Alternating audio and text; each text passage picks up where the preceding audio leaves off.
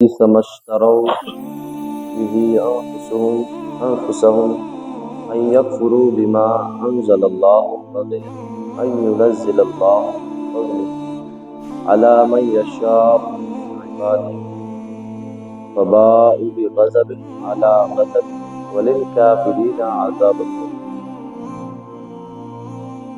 انہوں نے اپنی جانوں کا اتنا برا سودا کیا، اللہ نے جو نازل فرمایا ہے اس کا انکار کر رہے ہیں، اس حسد کی وجہ سے کہ اللہ اپنے فضل سے اپنے جس بندے پر چاہتا ہے وہی نازل فرماتا ہے، تو یہ لوگ غضب پر غضب کے مستحق ہو گئے، اور کافروں کے لیے ذلت کا عذاب ہے، کافروں کے لیے ذلت کا عذاب ہے۔ بئس ما اشتروا بہ انفسهم، انہوں نے اپنی جانوں کا اتنا برا سودا کیا۔ یہودیوں نے حضور اقدس صلی اللہ تعالی علیہ وسلم پر ایمان لانے کی بجائے کفر اختیار کیا، اور ایمان کی بجائے کفر خریدنا خسارے کا سودا ہے۔ اسی سے ہر آدمی نصیحت حاصل کرے کہ ایمان کی جگہ کفر، نیکیوں کی جگہ گناہ، اور اطاعت کی جگہ نافرمانی، رضا الہی کی جگہ اللہ تعالیٰ کے غضب کا سودا بہت خسارے کا سودا ہے۔ اصل میں یہودی لوگ اس بات پر حسد کرتے تھے کہ وہ لوگ یہ کہتے تھے اللہ جس بندے پر فضل فرماتا ہے اس پر کتاب نازل فرما دیتا ہے، جس بندے پر فضل فرماتا ہے اس کو نبوت عطا فرما دیتا ہے، تو اس بنا پر وہ لوگ کہتا ہے یہ کوئی کمال نہیں ہے، یہ اللہ کا فضل ہوا۔ تو یہ کہنے کی وجہ سے وہ لوگ یہ حسد اپنے دل میں رکھتے تھے۔ اب حسد کی وجہ سے یہودیوں کی خواہش تھی، اصل میں ان کی جو حسد تھی، اب یہ خطاب اللہ تبارک و تعالیٰ آپ کے اور ہمارے نبی کے زمانے کے یہودیوں سے فرما رہا ہے۔ حسد ان لوگ کی اس وجہ سے تھی کہ یہودیوں کی یہ خواہش تھی کہ ختم نبوت کا جو منصب ہے وہ بنی اسرائیل میں سے کسی کو ملتا۔ ختم نبوت کا منصب، اصل حسد ان لوگ کی اس بات پہ رہی ہے کہ ختم نبوت بنی اسرائیل پر ہونا چاہیے، ختم نبوت بنی اسرائیل پر ہونا چاہیے، لیکن جب انہوں نے دیکھا کہ اس منصب سے وہ محروم ہو گئے اور بنی اسرائیل کے بجائے بنی اسماعیل کو یہ منصب مل گیا۔ آپ کے اور ہمارے نبی بنی اسماعیل سے ہیں، بنی اسرائیل سے نہیں ہیں، تو وہ لوگ اس بات پر حسد کرتے تھے کہ ہم یہ چاہتے تھے کہ ختم نبوت ہمارے نسل سے ہو، یعنی بنی اسرائیل سے ہو، لیکن اللہ کو یہ منظور نہیں تھا۔ اللہ تبارک و تعالیٰ نے آپ کے اور ہمارے نبی کو بنی اسماعیل سے دنیا میں مبعوث فرمایا۔ تو وہ حسد کی وجہ سے حضور اقدس صلی اللہ تعالی علیہ وسلم پر اور ان پر نازل ہونے والی کتاب قرآن مجید پر ایمان نہیں رکھتے تھے، اور وہ منکر ہو گئے۔ اس سے معلوم ہوا کہ منصب اور مرتبے کی طلب انسان کے دل میں حسد پیدا ہونے کا سبب ہے، اور یہ معلوم ہوا کہ حسد ایسا خبیث مرض ہے جو انسان کو کفر تک بھی لے جا سکتا ہے۔ حسد، اب یہاں حسد کی تعریف، حسد ایمان کے لیے تباہ کن ہے، حسد بہت بری چیز ہے ایمان والوں کے لیے۔ اب یہاں حسد کی تعریف ہے، حسد کیا چیز ہے؟ حسد کی تعریف یہ ہے کہ کسی مسلمان بھائی کو ملنے والی نعمت چھن جانے کی آرزو کی جائے۔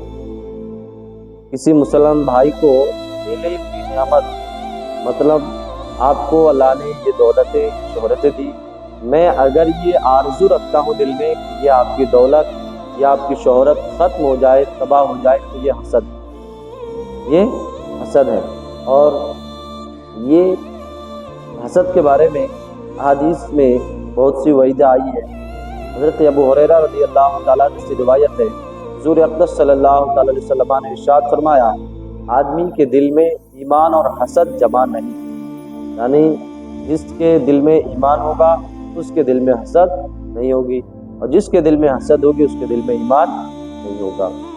دوسری حدیث حضرت معاویہ بن حیدہ رضی اللہ تعالیٰ عنہ سے روایت ہے، حضور اقدس صلی اللہ تعالیٰ علیہ وسلم نے ارشاد فرمایا، حسد ایمان کو اس طرح تباہ کر دیتا ہے جیسے ایک درخت کا हाँ, इंतहाई कड़वा निचोड़, एक दरख्त का इंतहाई कड़वा निचोड़ शहद को तबाह कर देता।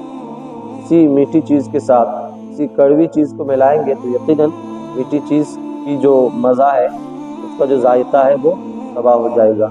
इसी तरह अल्लाह के नबी सल्लल्लाहु अलैहि वसल्लम ने इरशाद फरमाया, हसद को अगर किसी के दिल में ईमान है और अगर वो हसद करता है तो हसद फिर ईमान को उस तरह खा जाता है इस तरह कड़वापन शहद को तबाह कर देता है। याद रहे कि हसद हराम है, हराम।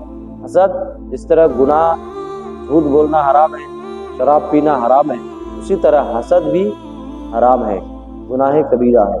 और इस बातिनी मर्ज के बारे में इल्म हासिल करना फर्ज है। हमें और आपको इस चीज़ के बारे में इल्म हासिल करना चाहिए। हाँ, और इसके बारे में हमें और आपको खूब गौर करना चाहिए कि हसद क्या चीज़ होती है और हसद के बारे में क्या वाइदें आई। उसके बाद अल्लाह ने इरशाद फरमाया, फबाऊ बिग़ज़बिन अला ग़ज़ब, तो ये लोग गज़ब पर गज़ब के मुस्तहिक़ हुए, गज़ब पर गज़ब के मुस्तहिक़ हुए। हज़रत अब्दुल्लाह बिन अब्बास रज़ियल्लाहु तआला अन्हुमा फरमाते हैं, यहूदी तौरात को ज़ाय करने और उसके हकाम को तब्दील करने की वजह से पहले गज़ब के मुस्तहिक़ हुए। यहूदी बनी इसराइल की जो लोग थे, वो लोग पहले तौरात जो उन पर नाजिल हुई उनको बदलने की कोशिश की और बहुत सारे लोगों ने बदल भी डाला अपनी तरफ से लोगों को बातें कह करके। हाँ, तौरात को उन्होंने बदला, उनके अहकाम को बदलने की कोशिश की। इस वजह से वो लोग गज़ब के मुस्तहिक़ हुए और हुज़ूर अक़दस सल्लल्लाहु अलैहि वसल्लम के साथ कुफ्र करने की वजह से दूसरे गज़ब के हक़दार ठहरे। पहले तो वो लोग अपनी कौम के नबियों के साथ उन्होंने हसद की और तौरात और जिन पर तौरात नाजिल हुई उनकी तौहीन करके वो लोग हसद के गज़ब इलाही के मुस्तहिक़ हुए।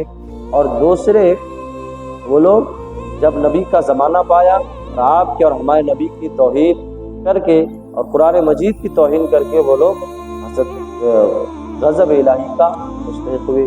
और बाद मुफस्सिरीन ने ये फरमाया कि हज़रत ईसा अलैहिस्सलाम और इंजील का इनकार करने की वजह से यहूदी पहले गज़ब के मुस्तहिक़ हुए। वो लोग जब हज़रत ईसा अलैहिस्सलाम का ज़माना पाया और हज़रत ईसा अलैहिस्सलाम के ज़माने में जब अल्लाह ने ईसा अलैहिस्सलाम को तौरात इंजील दी तो वो लोग हज़रत ईसा अलैहिस्सलाम का भी इनकार कर बैठे और इंजील का भी इनकार कर बैठे। इस वजह से वो लोग अल्लाह के गज़ब के मुस्तहिक़ हुए और हुज़ूर अक़दस सल्लल्लाहु अलैहि वसल्लम और कुरान मजीद का इनकार करने की वजह से गज़ब के मुस्तहिक़ हुए। ये गज़ब उन लोग पर हुई है, अल्लाह की गज़ब, इस वजह से कि वो लोग नबियों से बुग़्ज़ रखा। वो लोग इस वजह से नबियों से बुग़्ज़ रख के, ख़ासकर आपके और हमारे नबी से इस वजह से बुग़्ज़ रखते थे।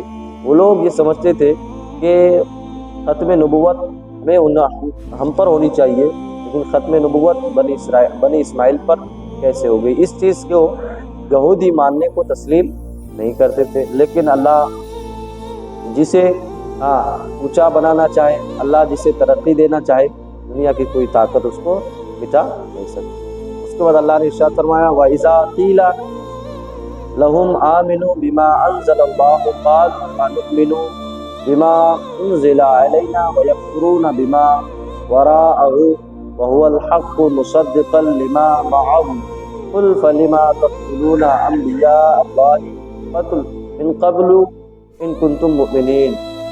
और जब उनसे कहा जाए कि इस पर ईमान लाओ जो अल्लाह ने नाजिल फरमाया है, तो कहते हैं कि हम उसी पर ईमान लाते हैं जो हमारे ऊपर नाजिल किया गया, और वो तौरात के अलावा दीगर का इनकार करते हैं, हालांकि वो कुरान भी हक़ है। हाँ, उनके पास मौजूद किताब की तस्दीक करने वाला है। तो अल्लाह ने फरमाया, ऐ महबूब तुम फरमा दो कि ऐ यहूदियों, अगर तुम ईमान वाले थे तो फिर पहले तुम अल्लाह के नबियों को क्यों शहीद किए। वो लोग कहते हैं, यहूदियों का मानना यह था कि जो हमारे दौर में नबी पैदा हुए, जो हमारे नबी थे, हम उनको मानेंगे, हाँ, उनके अलावा हम किसी और को नहीं मानेंगे। जो हम पर किताब नाजिल हुई हमारे नबी पर, हम उनको मानेंगे, उनके अलावा हम किसी को नहीं मानेंगे। तो अल्लाह ने फरमाया, हबीब आप उन लोगों से फरमा दीजिए کہ اگر چلو مان لو کہ تم اپنے زمانے کے نبی کو مانو گے، اپنے زمانے کے نبی پر نازل ہونے والی کتاب کو مانو گے، تو تم لوگ تو توریت کا بھی انکار کر بیٹھے، ہاں اس کے بعد تم نے اپنے قوم کے نہ جانے کتنے نبیوں کو شہید کیا، تو نہ تم اپنے زمانے کے نبیوں کو تم نے مانا، نہ تم اپنے زمانے کے نبیوں پر نازل ہونے والی کتابوں کو مانا۔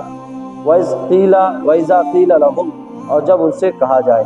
اس آیت میں یہودیوں کا ایک اور قبیح فعل بیان کیا جا رہا ہے کہ جب ان سے کہا جاتا ہے کہ اللہ تعالیٰ کی نازل ہوئی تمام کتابوں پر ایمان لاؤ، تو اس کے جواب میں وہ کہتے کہ ہم صرف توریت پر ایمان لائیں گے جو ہم پر نازل ہوئی۔